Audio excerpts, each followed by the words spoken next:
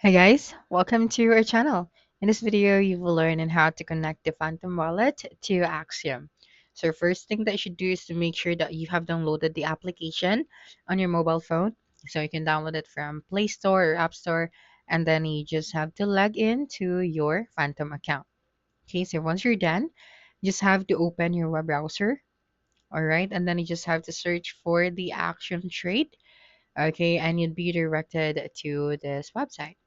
Okay, now after that, you just have to tap on the sign up option or the login option that you can see at the top. All right, and right here, you can log in using your email or password, or you can log in with continue with Google or connect with Phantom.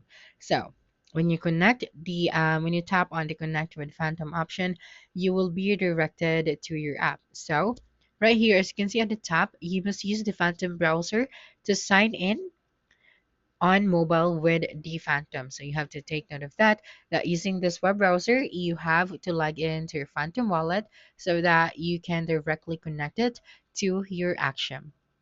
Okay, so that's it for this video. If you think this video helped you solve your concern, please subscribe, like this video, and leave your comment below. Bye.